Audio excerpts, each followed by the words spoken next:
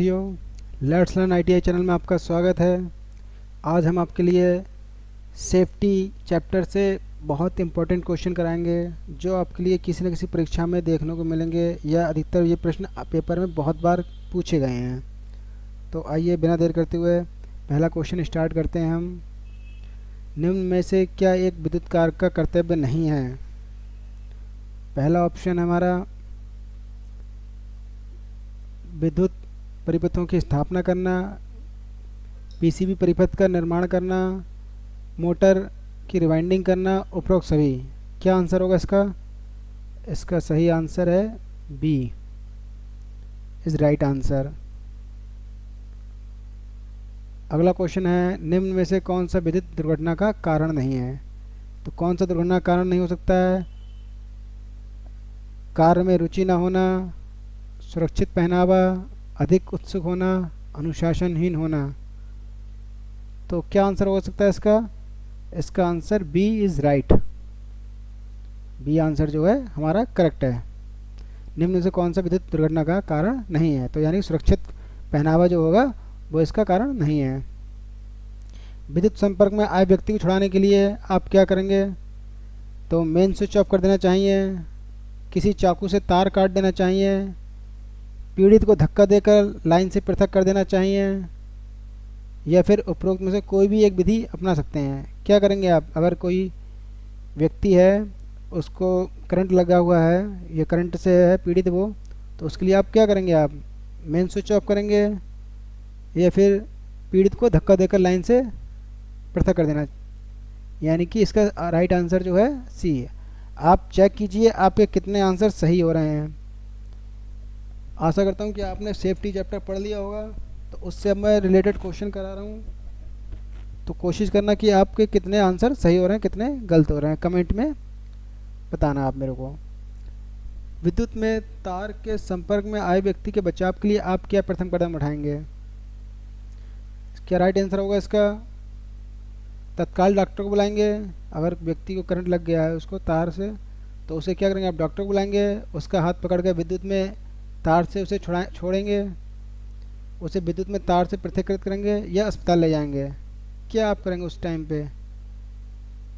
उसे हम विद्युत तार से पृथक्कृत करेंगे, यानी कि उसके तार से आइसोलेट करेंगे, उसे तार से हटाएंगे कि भाई कैसे भी वो बच जाए, वो तार से छूट जाए, आइसोलेट करेंगे उसे हम। ठीक है। नेक्स्ट क्वेश्चन हमारा, एक वैद्युतिक उपकरण को विद्युत स्रोत से संयोजित करने से पूर्व निम्न में से क्या, यहाँ पे क्या लिख लेना, ठीक है, क्या सुनिश्चित करना आवश्यक है? नंबर 1, उपकरण पूर्णतः ठीक है, उपकरण सप्लाई देने योग्य है, उपकरण का धात्विक भाग अर्थ है। क्या आंसर है इसका? इसका राइट आंसर आप डी लगाइए। इसका राइट आंसर डी है। आप लोग चेक करते रहिए कि आपके कितने क्वेश्चन हैं। ये पेपर में बहुत पूछे जाते हैं, ये क्वेश्चन आपके लिए बहुत महत्वपूर्ण क्वेश्चन है ये। सुरक्षा की दृष्टि से फ्यूज सदैव संयोजित करना चाहिए, न्यूट्रल तार पर, अर्थिंग पर, या फिर फेज पर, या फिर इनमें से कोई नहीं। क्या आंसर होगा इसका? इसका राइट आंसर सी। ठीक है। फ्यूज तार को बदलते समय सुरक्षा की दृष्टि से निम्न में से क्या अनिवार्य है?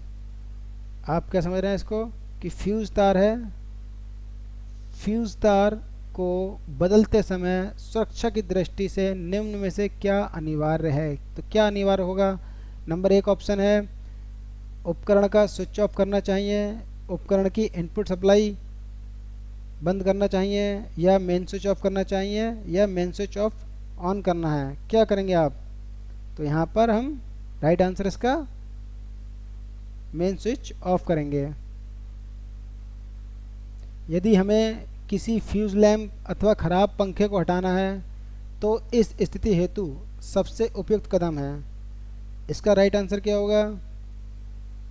यदि हमें किसी फ्यूज लैम्प अथवा ख़राब पंखे को हटाना है, ठीक है, समझ रहे हैं बात को, तो इस स्थिति में सबसे उपयुक्त कदम क्या होगा आपका? लकड़ी के टूल पर खड़ा होना है आपके लिए, या रबड़ के दस्ताने पहनना है, या फिर सिंगल पोल स्विच को बंद करना है, या फिर मुख्य आपूर्ति को बंद करना है।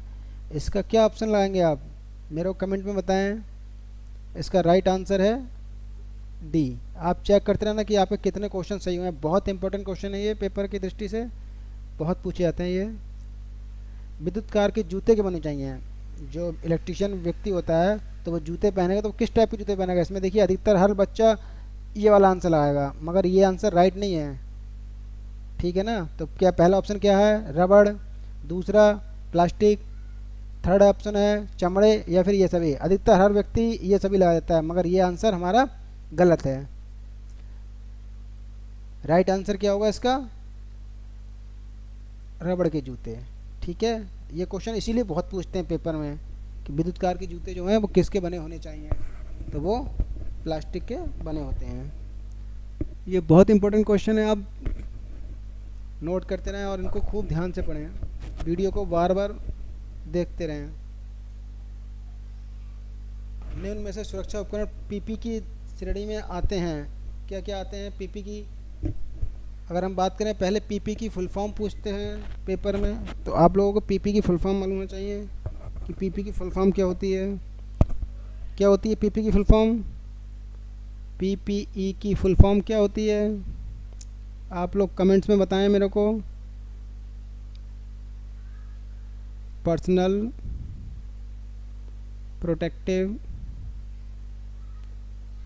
प्रोटेक्टिव इक्विपमेंट, ये इसकी फुल फॉर्म होती है। ये क्वेश्चन पूछ लेते हैं, ठीक है, इसका ध्यान रखना आप कि पीपी की फुल फॉर्म क्या होती है? Personal protective equipment. अब यहाँ पे पूछ रहा है कि निम्न में से कौन से सुरक्षा उपकरण पीपी की श्रेणी में आते हैं? तो पीपी की श्रेणी में कौन कौन से आते हैं, यानी कि पर्सनल प्रोटेक्टिव इक्विपमेंट में कौन कौन से इस्तेमाल आते हैं? कि चश्मा आता है आपका, गॉगल्स आपका, दस्ताने हो गए, ठीक है, और सुरक्षा पेटी हो गई, जो बेल्ट होती है आपकी, सेफ्टी बेल्ट, और ये सभी। तो इसका राइट आंसर जो होगा हमारा डी, यह सभी। अगला क्वेश्चन हमारा, कार्यशाला में असुरक्षित पहनावे के अंतर्गत क्या आता है? कार्यशाला में असुरक्षित पहनावा के अंतर्गत क्या आता है? ढीले कपड़े, टाई, मफलर, ये सभी क्या आएगा? असुरक्षित पहनावा, असुरक्षित पहनावा, ठीक है। यहाँ पे सुरक्षित नहीं है, यहाँ पे इस पॉइंट को बहुत ध्यान से पढ़ना, इसीलिए क्वेश्चन गलत होता है अधिकतर लोगों का। तो इसका राइट आंसर ये सभी, ठीक है। अगला क्वेश्चन, दुर्घटना डालने का सर्वोच्च उपाय है। सॉरी, यहाँ पे डालने नहीं होगा, यहाँ पे टालने लिखना, ठीक है, टालने, ओके, ठीक है। दुर्घटना टालने का सर्वोच्च उपाय है, क्या सर्वोच्च उपाय होगा दुर्घटना टालने का? तो सुरक्षा उपकरणों को पहनना, जॉब, मशीन और कार्य क्षेत्र से संबंधित सावधानियों का पालन करना, या फिर अपने तरीके से कार्य करना, किसी कुशल कारीगर की भांति कार्य करना। क्या हो सकता है दुर्घटना टालने का सबसे अच्छा उपाय, क्या हम बात कर सकते हैं? आप लोग कमेंट्स में बताएं मेरे को कि इसका राइट आंसर क्या होगा, या फिर चेक करें आप मेरे को सही सही कमेंट बताएं कि आपने कितने सही क्वेश्चन हुए आपके। इसका right answer B, job, machine और कार्य क्षेत्र से संबंधित सावधानियों का पालन करना। आप किसी भी तरह के कुछ भी काम करें तो सबसे पहले सावधानी को पहले बरतना है कि उसको कार्य करते समय क्या क्या क्या सावधानी बरतना है, ठीक है। इसका बहुत ही इंपॉर्टेंट रखना है आपके लिए, ये इंपॉर्टेंट है कि सावधानी बरतना है आपको हर चीज़ के कार्य करने से पहले। अगला क्वेश्चन हमारा, निम्न में से कौन सा भौतिक खतरा है? तो इनमें से भौतिक खतरा क्या हो सकता है, यानी कि फिजिकल, ठीक है। फिजिकल खतरा कौन सा हो सकता है? धूम्रपान फिजिकल खतरा, या फिर कंपन, या फिर क्षारण, या फिर रेडियो सक्रियता। इसका क्या आंसर होगा आप लोग कमेंट्स में मेरे को बताएं। इसका राइट आंसर है डी, कंपन, ठीक है। अगला क्वेश्चन, किस प्रकार के व्यावसायिक स्वास्थ्य खतरे का कारण संक्रमण हो सकता है? तो पहला ऑप्शन है वैद्युतीय नुकसान, जैविक नुकसान, शारीरिक खतरा और मानसिक नुकसान। तो इसका राइट आंसर क्या होगा? क्वेश्चन क्या पूछ रहा है? व्यावसायिक स्वास्थ्य खतरे का कारण संक्रमण हो सकता है, क्या आंसर होगा इसका? इसका राइट आंसर है जैविक नुकसान। अगला क्वेश्चन, लाल रंग का बॉर्डर तथा लाल रंग की क्रॉस पट्टी किस प्रकार के सुरक्षा चिन्ह में बनाई जाती है? ये आपको बता चुका हूँ मैं क्लास में कि सुरक्षा चिन्ह कितने प्रकार के होते हैं।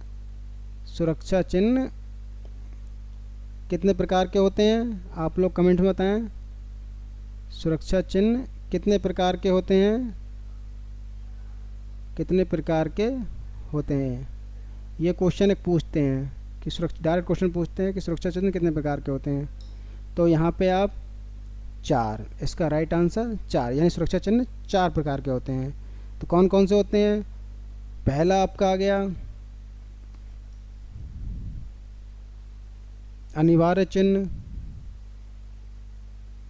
अनिवार्य चिन्ह,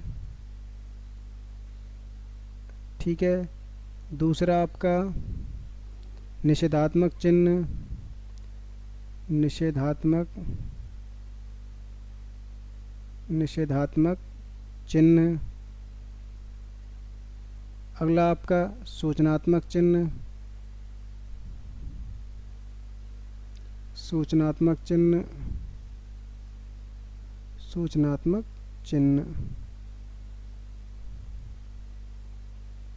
चौथा आपका आ गया चेतावनी चिन्ह। ये 4 प्रकार के चिन्ह होते हैं। ये क्वेश्चन बहुत पूछते हैं, याद रखना कि चिन्ह कितने प्रकार के होते हैं, 4, और इनमें से कौन कौन से होते हैं? अनिवार्य चिन्ह, निषेधात्मक चिन्ह, सूचनात्मक चिन्ह और चेतावनी चिन्ह। इनका पहचान भी याद रखिए कि अनिवार्य चिन्ह कैसा होता है। अनिवार्य चिन्ह जो होता है कि गोल आकार का होता है और इसमें कोई व्यक्ति होता है जिसमें दर्शाया जाता है कि आपको हेलमेट पहनना ज़रूरी है, यानी कि इसमें आपको हेलमेट पहनना ज़रूरी है। या फिर आदेशात्मक, यानी कोई आदेश मिलता हुआ, यानी कि अनिवार्य है ये चिन्ह कि आपको हेलमेट पहनना ज़रूरी है, आपको शूज़ पहनना ज़रूरी है, ठीक है, आपको गॉगल्स पहनना ज़रूरी है, गॉगल्स पहनना ज़रूरी है, या आपको एप्रन पहनना ज़रूरी है, ठीक है, या फिर आपको मास्क पहनना ज़रूरी है, ठीक है, या आपको ग्लव्स पहनना ज़रूरी है। ये इस तरह से यानी कि ज़रूरी है, अनिवार्य है ये आपके लिए। किस तरह का चिन्ह होता है? गोल आकार का चिन्ह होता है और इसमें जो चिन्ह होगा वो किसी न किसी चीज़ को दिखाता हो, बताता होगा आपके लिए कि ये अनिवार्य है, हेलमेट पहनना अनिवार्य है आपको इंडस्ट्री वगैरह में। तो अगला निषेधात्मक चिन्ह क्या होता है कि निषेधात्मक चिन्ह का आकार भी कैसा होता है? गोल होता है। और इसमें क्या होता है कि ये निषेध किया होता है। जैसे कोई सिगरेट है, व्यक्ति पी रहा है सिगरेट, ठीक है, ये सिगरेट है, हो गया, ये धुआं निकलता हुआ उसका। अब ये क्या है कि यहाँ पे क्रॉस का निशान लगा हुआ होता है, रेड कलर का क्रॉस लगा हुआ होता है। तो इससे क्या मालूम पड़ जाता है, और यही क्वेश्चन पूछा गया आपका कि लाल रंग का बॉर्डर तथा लाल रंग की क्रॉस पट्टी किस सुरक्षा चिन्ह में बनाई जाती है। तुम्हारा यहाँ पर राइट आंसर भी मालूम पड़ गया कि क्या होता है। अगर आपने अच्छी तरीक़े से मेरी क्लास ली होगी तो आपको पता होगा सब कुछ। तो इसका क्या राइट आंसर आएगा, यानी कि रेड कलर से कटी होती है, यहाँ पे निषेधात्मक चिन्ह हो गया। सूचनात्मक चिन्ह कैसे होता है? सूचनात्मक चिन्ह आपको कोई इन्फॉर्मेशन मिलती होगी, इस प्रकार का चौकोर का आकार का होता है और यहाँ पे कोई प्लस का चिन्ह मान लीजिए, प्राथमिक चिकित्सा वाला। या फिर आप गाड़ी में चलाते हैं और रोड पर आपको बाइक में या फिर कार में आपका पेट्रोल ख़त्म हो गया, तो आपको रोड के किनारे पेट्रोल पंप के सिंबल बने हुए होते हैं, तो उनसे आपको क्या मिलता है? सूचना मिलती है कि यहाँ पे पेट्रोल पंप है और आप जाके पेट्रोल भराते हैं। यानी कि जो सूचनात्मक चिन्ह होते हैं जिनसे आपको सूचना मिल रही है वो सब क्या आएंगे? सूचनात्मक चिन्ह आते हैं। आकार कैसा होता है इनका? चौकोर आकार होता है। अगला हमारा चेतावनी चिन्ह। चेतावनी चिन्ह कैसा होता है? इसका एंगल जो होता है त्रिभुज के आकार का होता है, आकार जो होता है त्रिभुज के आकार का होता है। और इसमें करंट के झटका वाला ये आपका बहुत पूछते हैं क्वेश्चन। 4 ऑप्शन दे देते हैं, क्वेश्चन पूछते हैं कि इनमें से कौन सा सुरक्षात्मक चिन्ह है, इनमें से कौन सा सुरक्षात्मक चिन्ह है। आपको ये चैप्टर बहुत इंपॉर्टेंट है, बहुत ही ज़्यादा ध्यान से पढ़ें इस चैप्टर के लिए, और इससे क्वेश्चन बहुत पूछे जाते हैं। तो इसका राइट आंसर क्या होगा अब आपका? निषेधात्मक चिन्ह। आशा करता हूँ कि आपको वीडियो अच्छी लगती है। अगर वीडियो अच्छी लगती है तो लाइक और सब्सक्राइब चैनल को ज़रूर करें।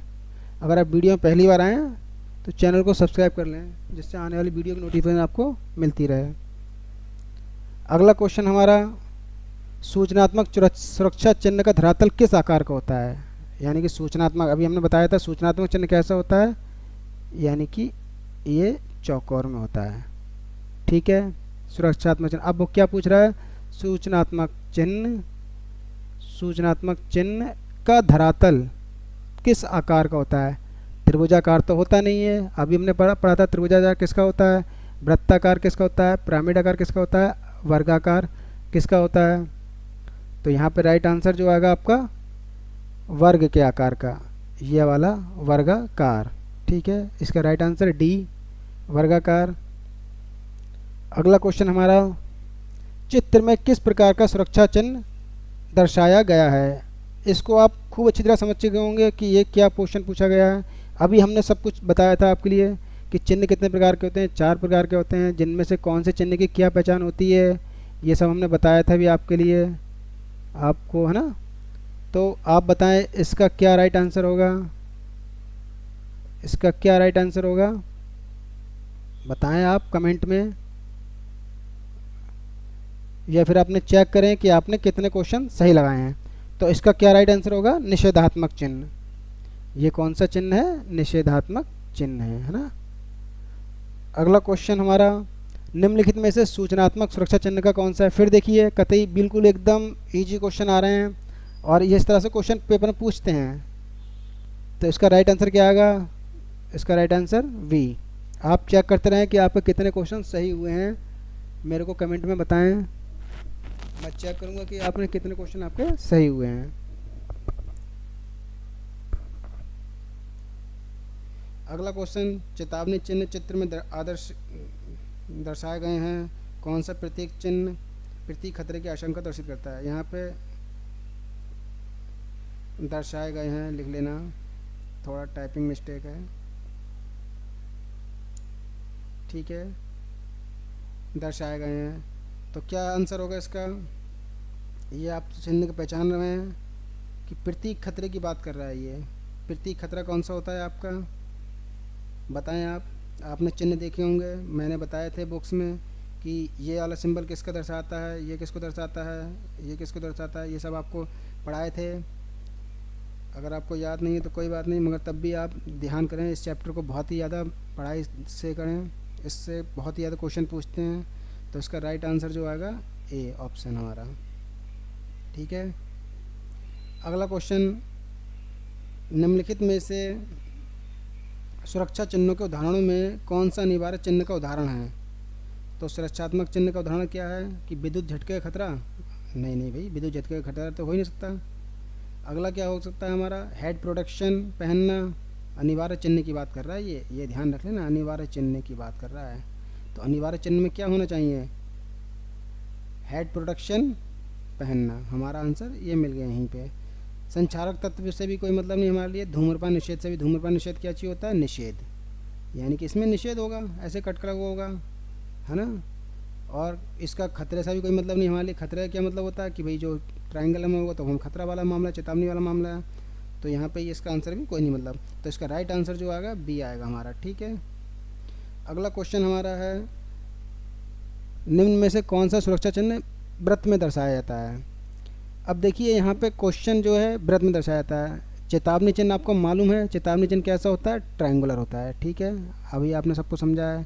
निषेधात्मक चिन्ह कैसा होता है? वृत्त के आकार का होता है और क्रॉस कटा हुआ होता है ना। सूचनात्मक चिन्ह कैसा होता है? चौकोर के आकार का होता है ये, है ना, आपको खूब अच्छी तरह पढ़ाया है आपने ये चैप्टर। और अनिवार्य चिन्ह कैसा होता है? गोल आकार का होता है। अब यहाँ पे बात कर रहे हैं गोल आकार का, ये भी है वृत्त के आकार का, है ना। ये बात क्या हो रही है कि सुरक्षा चिन्ह वृत्त में दर्शाया जाता है। तो वृत्त में ये भी दर्शाया गया है, ये भी वृत्त में दर्शाया गया है। तो आप इसका क्या राइट आंसर लगाएंगे, मेरे को कमेंट में बताना। इसका राइट आंसर मैं आपको बताता हूँ कि इसका राइट आंसर क्या है। इसका राइट आंसर बताएं कमेंट में आप।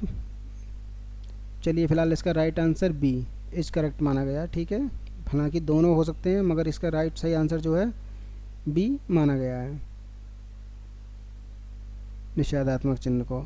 अगला क्वेश्चन हमारा है, अब ये क्वेश्चन बहुत ही इम्पोर्टेंट है, बहुत पूछते हैं इस क्वेश्चन को। सूचनात्मक चिन्ह के संबंध में निम्न में से कौन सा कथन सत्य है। यहाँ पे सत्य पूछा, ये बात ध्यान रखना है, सत्य असत्य नहीं, ये इस टाइप के क्वेश्चन जो है थोड़ा घुमाने वाले होते हैं और आंसर इसमें गलत कर देते हैं लड़के, तो इस बात को ध्यान रखना। अब हमारा सूचनात्मक चिन्ह की बात कर रहा है, ठीक है, तो सूचनात्मक चिन्ह आपको समझ में है कि सूचनात्मक चिन्ह कैसा होता है, चौकोर के आकार का होता है, ठीक है। और क्या बात करें हम, तो इसकी पृष्ठभूमि नीली होती है, जी नहीं, इसकी पृष्ठभूमि तो नीली नहीं होती है, क्यों, क्योंकि पृष्ठभूमि नीली किसकी होती है, जो हमारा गोल आकार होता है और मैंडेटरी शाइन होता है उसकी हमारी ये होता है, यानी कि जो मैंडेटरी शाइन होता है उसका होता है। मैंडेटरी शाइन आप समझ गए होंगे कि मैं किसकी बात कर रहा हूँ, इंग्लिश में मैंडेटरी शाइन और हिंदी में अनिवार्य चिन्ह, तो उसकी हमारी बैकग्राउंड ब्लू कलर की होती है। इनकी आकृति वृत्ताकार होती है, किसकी, सूचनात्मक चिन्ह की, बिल्कुल नहीं, सूचनात्मक चिन्ह तो नहीं होती है, सूचनात्मक चिन्ह कैसी होती है, चौकोर आकार की, तो ये भी आंसर गलत हो गया आपका, है ना, ये भी गलत हो गया आपका। अब उनकी पृष्ठभूमि हरी होती है, सूचनात्मक चिन्ह, हाँ ये राइट आंसर है, इसका आंसर डी इज करेक्ट। इनकी आकृति कैसी होती है, पृष्ठभूमि हरी होती है। इनकी आकृति त्रिभुजाकार होती है, बिल्कुल नहीं होती है, त्रिभुजार क्या क्या होता है, जो चेतावनी चिन्ह होते हैं उनकी होती है ना। आपने ये चैप्टर बहुत अच्छे पढ़ लिया होगा, मैं आशा करता हूँ आपके ये क्वेश्चन गलत नहीं होने चाहिए, और आप चेक करके बताएं मेरे को कमेंट में कि आपके कितने क्वेश्चन सही हो रहे हैं इसमें। अगला क्वेश्चन, निम्न में से कौन सा चिन्ह 412 बी बोल्ट का खतरा को प्रदर्शित करता है, क्या है इसका राइट आंसर, 412 बी। आप इस बात से समझ लीजिए कि ये क्या बात कर रहा है, वोल्टेज खतरा, क्या समझ में आ रहा है इसका राइट आंसर क्या समझ में आता है, आप मेरे को कमेंट में बताएं, क्या समझ में आएगा आपका, निषेधात्मक चिन्ह होगा ये, या फिर चेतावनी सूचना चिन्ह होगा, या फिर चेतावनी चिन्ह होगा, या फिर अनिवार्य चिन्ह होगा, क्या होगा इसका आंसर। आपने देखा होगा कि इस टाइप का सिंबल होता है, खतरा वाला ट्रायंगल, ये लाइट वाला हो गया है ना, इस तरह से खतरा वाला सिंबल होता है, तो किस में आता है ये, चेतावनी चिन्ह में। बाकी सब ये गलत आंसर हो जाएंगे, ये भी गलत हो जाएगा, ये भी गलत हो जाएगा, ये हमारा राइट आंसर सी। बहुत इंपॉर्टेंट क्वेश्चन है ये, पेपर में बहुत पूछते हैं। अगला क्वेश्चन, कौन सा सुरक्षा चिन्ह दर्शाता है कि अमुक, ये क्या है, अमुक क्या चीज़ है, अमुक चीज़ को अवश्य किया जाना चाहिए, तो अमुक चीज़ को अवश्य किया जाना चाहिए, क्या होगा इसका आंसर, अमुक चीज़ को यानी कि अनिवार्य, अमुक यानी कि अनिवार्य होना जरूरी है। आ जाइए संदीप, शायद घर पे होगा अंदर,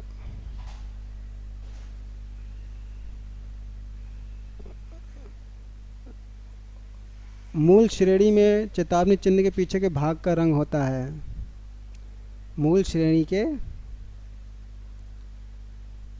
श्रेणी में चेतावनी चिन्ह के पीछे का भाग का रंग कैसा होता है, कमेंट करके बताएं मेरे को आप, पीला कलर का, या फिर नीला कलर का, या फिर हरे कलर का, क्या हो सकता है, आपने क्या देखा है, इसका राइट आंसर बताएं, इसका राइट आंसर सी। ओके, मूल श्रेणी में चेतावनी चिन्ह, बात कर रहा है चेतावनी चिन्ह की, चेतावनी चिन्ह कैसा होता है, ये होता है चेतावनी चिन्ह के पीछे का भाग कैसा होता है, पीले कलर का होता है इसका, ठीक है। अगला क्वेश्चन हमारा, दिए गए सुरक्षा चिन्ह का नाम क्या है, ये चित्र दिखाया गया, आपके पता ही होगा आपने कि इसका क्या नाम है, खूब अच्छी तरह से आपने चिन्हों की पहचान कर ली है, तो इसका राइट आंसर बताएं मेरे को, ये क्या चिन्ह है, क्या है इसका, आवश्यक चिन्ह, ये आदेशात्मक होना चाहिए, आदेशात्मक या फिर आदेशात्मक, या फिर हमारा क्या होना चाहिए, अनिवार्य चिन्ह, इससे हमें क्या मालूम पड़ रहा है, ग्लव्स पहनना चाहिए हमें, या फिर हमारा अनिवार्य चिन्ह। तो आपको क्या समझ में आता है कि सूचनात्मक चिन्ह तो है नहीं, सूचना तो मिल नहीं रही हमारे लिए, निषेधात्मक भी नहीं है, चेतावनी चिन्ह भी नहीं है, तो इसका आवश्यक चिन्ह राइट आंसर। ओके, अगला क्वेश्चन, निम्न में से कौन सा चित्र विकिरण से खतरे को दर्शाता है? विकिरण का खतरा यानी कि रेडिएशन, तो इसका राइट आंसर क्या आ जाएगा? डी।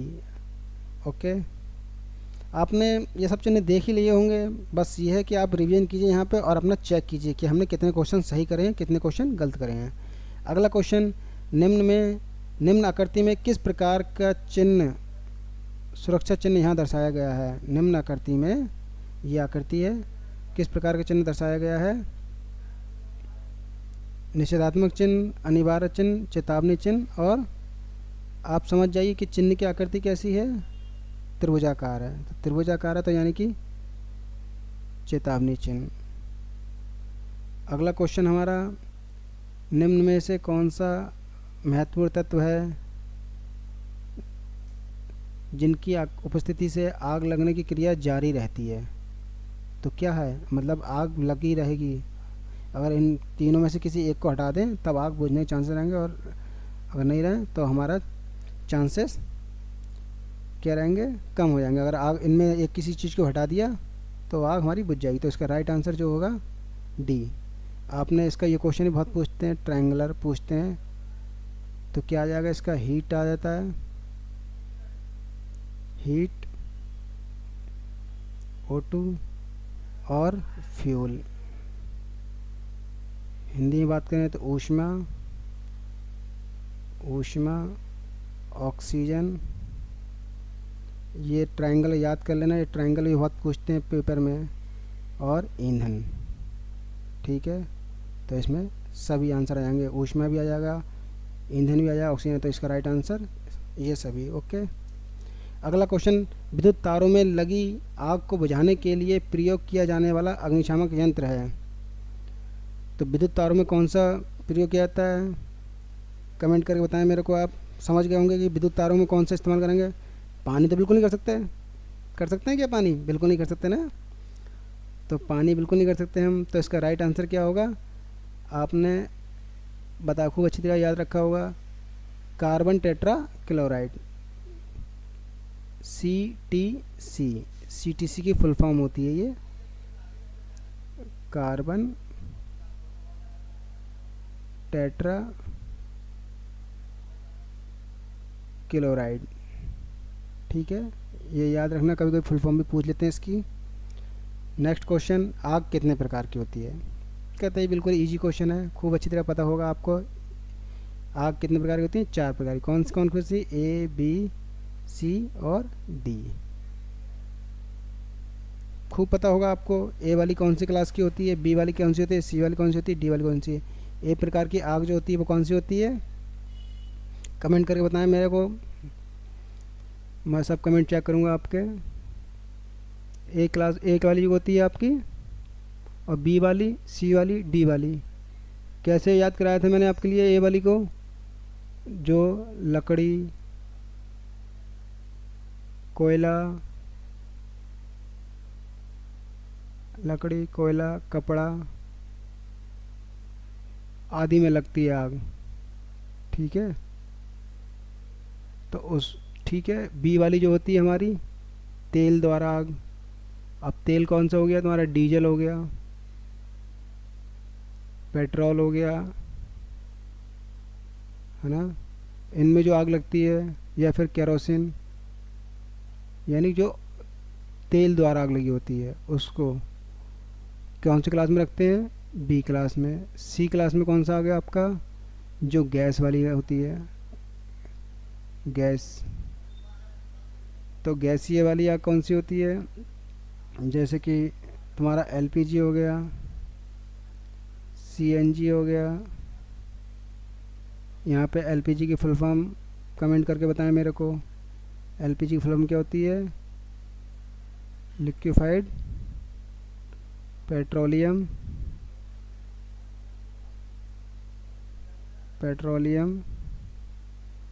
गैस। ठीक है, CNG की फुल फॉर्म बात करें हम तो compressed N for natural, G for gas. ठीक है, तो क्या ये 4 प्रकार की आग होती हैं। बाकी कौन कौन से उपकरण बुझाने के होते हैं वो सब आपको पता ही है, अगर नहीं पता है तो मैं आपको बता दूंगा। वैद्युतिक कार्यशालाओं में आग बुझाने वाले यंत्र होते हैं। तो इसका राइट आंसर क्या होगा? वैद्युतिक कार्यशालाओं में आग बुझाने वाले यंत्र होते हैं। आग बुझाने वाले यंत्र उपलब्ध रहने चाहिए, रेत से भरी बाल्टियाँ उपलब्ध होनी चाहिए, जल की व्यवस्था, बिल्कुल ये सब कुछ सही है। इसका डी आंसर करेक्ट हो जाएगा। ठीक है, अगला क्वेश्चन हमारा, विद्युत उपकरणों और ऐसे आग वाले प्रतिष्ठानों में किस प्रकार के आग बुझाने वाले यंत्रों का प्रयोग करते हैं?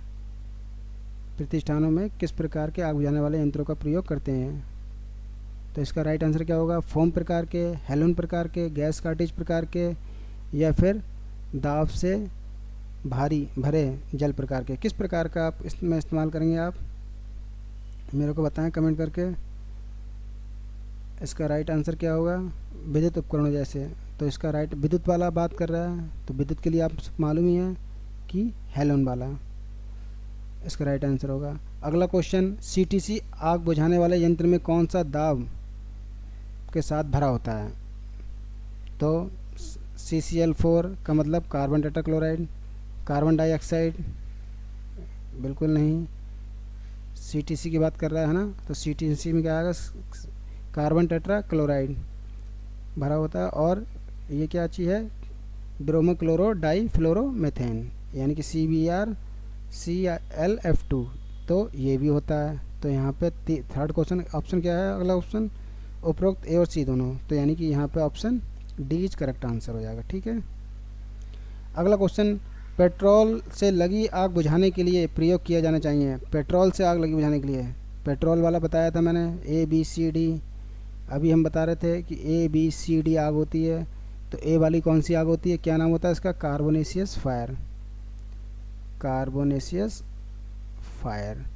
बी वाली जो होती है ऑयल फायर बोलते हैं, सी वाली गैस फायर होती है, और डी फायर हमारी होती है इलेक्ट्रिक फायर, इलेक्ट्रिक फायर। ठीक है, तो इसको बुझाने के लिए हम क्या इस्तेमाल करेंगे? पानी। ठीक है, गैस वाली को या डी वाली को हमारा CCl4 यानी कि CTC होता है जो हमारा, वो आ जाता है। और गैस वाली को हम बुझाने के लिए क्या करेंगे? हम CO2 या फिर foam fire extinguisher, foam fire extinguisher. ठीक है, ऑयल वाली को हम क्या करते हैं इसमें पेट्रोल बुझाने के लिए? पेट्रोल से लगी आग के लिए हम यहाँ पे पेट्रोल वाली जो है वो हमारा फोम फायर एक्सटिंग्विशर आ जाता है। यहाँ पे इसका ये वाला नहीं होगा, ड्राई पाउडर आ जाता है। गैस वाली के लिए ड्राई पाउडर, ड्राई पाउडर जो होता है हमारा। ठीक है, इसके लिए हमारा ऑयल वाली के लिए फोम टाइप का, फोम फायर एक्सटिंग्विशर। तो इसका राइट आंसर जो आएगा आपका सी। मैंने क्लास में खूब अच्छी तरह समझाया है, आपको खूब अच्छी तरह मालूम होगा, और आपने मुझे लगता है राइट आंसर लगाया होगा। आप चेक करना कि आपके कितने सही हो रहे हैं। अगला क्वेश्चन, चित्र में प्रदर्शित वर्ग डी अग्नि के लिए किस सबसे उत्तम अग्नि बुझाने वाला यंत्र कौन सा है? इसका राइट आंसर क्या होगा?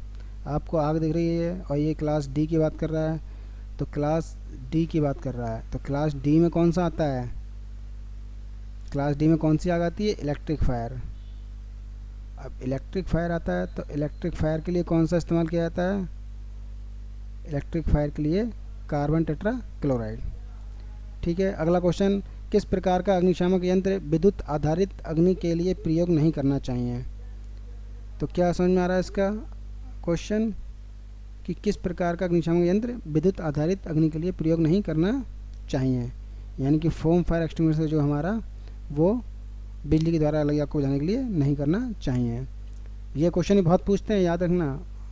सामान्य रूप से विद्युत से लगी आग को बुझाने में किसका प्रयोग किया जाता है? सामान्य आग, यानी कि सामान्य रूप से आग लगी होती है आपके लिए, उस समय आपको क्या मिल सकता है? तो पानी मिल सकता है, रेत मिल सकता, तेल भी तेल तो बुझाने का काम नहीं करेगा, वो तो और आग लगाने का काम करेगा। तो इसका राइट आंसर जो होगा वो सी। रेत का अधिकतर हम सामान्य में इस्तेमाल करते हैं। वैसे कुछ लोग पानी भी लगाएंगे, मगर पानी इसका राइट आंसर नहीं है। जो हमारा बोर्ड है उसने रेत को सही आंसर माना है इसके लिए। ठीक है, अगला क्वेश्चन बात कर रहा है ये CCl4। मैं बता चुका हूँ पहले CCl4 क्या चीज़ होता है, कार्बन टेट्रा क्लोराइड। ये इसका राइट आंसर हो गया है ना। Carbon dioxide, carbon tetra dimethyl, ये इनमें से कोई नहीं होता, carbon tetra chloride is right answer.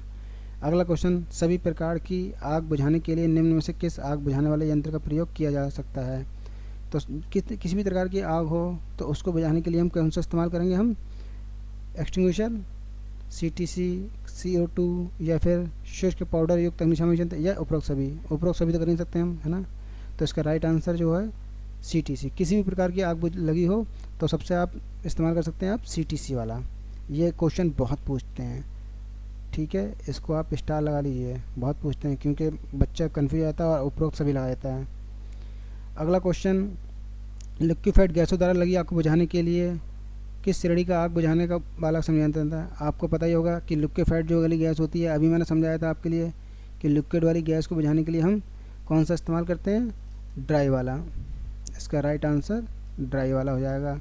अगला क्वेश्चन हमारा क्या है, निम्न में से किस में लगी आग के लिए शीतल जल की बौछार उपयुक्त है। शीतल जल, क्या बात कर रहा है, शीतल जल यानी कि शीतल जल यानी कि ठंडा पानी। तो क्या बात हो सकता है, क्या क्वेश्चन होता है, मिट्टी का तेल। मिट्टी का तेल सही नहीं है। कागज़, LPG गैस, बिजली के तार, ये सब गलत आंसर है। इसका राइट आंसर जो होगा कागज़ करेक्ट आंसर है। ओके, शीतल जल की बौछार उपयुक्त रहती है, कागज़ में आग लगी बुझाने के लिए उपयुक्त रहती है। अगला क्वेश्चन हमारा, अग्निशामक को उपयोग करने का सही क्रम है। अग्निशामक को यानी कि जो हमारा फायर एक्सटिंग्विशर होता है, फायर एक्सटिंग्विशर, तो इसका सही क्रम क्या चीज़ होता है कि पहले खींचेंगे हम, इसकी जो पिन होती है पिन को खींचेंगे, फिर क्या करेंगे, निशाना लगाएंगे, यानी कि जहाँ पे आग लगी हुई है उसको निशाना लगाएंगे। फिर क्या करेंगे, दबाएंगे, कि इसका जो बटन होता है वो दबाएंगे। फिर क्या करेंगे, घूमना नहीं, ये गलत हो जाएगा, यहाँ पे घुमाना होगा। ठीक है, थोड़ा मिस्टेक है ये, इसको सही कर लेना, घुमाना। अब जो हमारा फायर एक्सटिंग्विशर होता है वो हम आग के ऊपर निशाना लगा हुआ होता है उसके ऊपर घुमाते हैं, तभी हमारी आग बुझ जाती है। तो इसका राइट आंसर जो होगा ए वाला, खींचना, यानी कि पिन को खींचते हैं, आग पर जो आग जहाँ लगी होती है वहाँ पर निशाना लगाते हैं, और इसकी जो दाब वो बटन होता है वो दबाते हैं और फिर घुमाते हैं, एक्सटिंग्विशर को घुमाते हैं चारों तरफ, तभी ये आग बुझ जाती है हमारी। कहीं से भी ऑक्सीजन मिलना बंद हो जाती है और आग बुझ जाती है हमारी। तो इसका राइट आंसर जो है ए, बाकी सब आंसर गलत हैं। अगला क्वेश्चन हमारा है, विद्युत उपकरणों में लगी आग को बुझाने के लिए कौन सा अग्निशामक यंत्र प्रयोग किया जाता है। विद्युत उपकरण में लगी आग को बुझाने के लिए कौन सा अग्निशामक यंत्र प्रयोग किया जाता है। तो विद्युत वाली बात कर रहा है, तो विद्युत वाला आपको मालूम है, हेलोन प्रकार का। ठीक है, अगला क्वेश्चन, आग बुझाने में स्टार्विंग शब्द का, ये बहुत ही इम्पोर्टेंट क्वेश्चन है, इसको नोट कर लीजिए। लगभग सभी क्वेश्चन इम्पोर्टेंट हैं, मगर कुछ जो ज़्यादा क्वेश्चन पूछे जाते हैं वो सबसे इम्पोर्टेंट क्वेश्चन स्टार्विंग। स्टार्विंग का मतलब पूछ रहा है कि स्टार्विंग क्या चीज़ होती है। ठीक है, स्टार्विंग क्या चीज़ होती है, जो आग लगी होती है उन पे जो पानी डालते हैं यहाँ, ठीक है, तो वो स्टार्विंग यानी कि स्टार के आकार का वो बन जाता है। तो यहाँ पे क्या आंसर होगा इसका सही आंसर, अग्नि में ईंधन मिलाना, अग्नि से ईंधन अलग करना, जल का उपयोग करके तापमान को कम करना। तो इसका क्या आंसर होगा, राइट आंसर जल का उपयोग करके तापमान को कम करना। ठीक है, इसका राइट आंसर ये है। अगला क्वेश्चन, तैलीय सतह की सफाई हेतु क्या प्रयोग करना चाहिए। तैलीय सतह की सफाई हेतु क्या प्रयोग करना चाहिए, यानी तेल की सतह है उसको सफ़ा करने के लिए क्या प्रयोग करना चाहिए, लकड़ी का बुरादा। इसका राइट आंसर लकड़ी का बुरादा। अगला क्वेश्चन, पीड़ित के अधिक खून बहने की स्थिति में क्या जरूरी है कदम उठाना चाहिए। घाव को दबाना चाहिए, या फिर पीड़ित से सीधे संपर्क से बचना चाहिए, भाग जाना चाहिए, दृढ़ता से साफ पैड और बैंडेज लगाना चाहिए, घाव पर ड्रेसिंग करना चाहिए। क्या सही इसका आंसर है? इसका राइट आंसर है जब ब्लड खूब बह रहा है तो हमारे लिए उसको थोड़ा दबा देना चाहिए, दबाएंगे तो हम उसका ब्लड रुक जाएगा। इसका राइट आंसर ए। अगला, भीगे हुए शरीर का प्रतिरोध क्या होता है? अगर हमारा शरीर भीगा हुआ है तो इसका प्रतिरोध जो है, प्रतिरोध यानी कि आर, रेजिस्टेंस क्या होगा हमारा?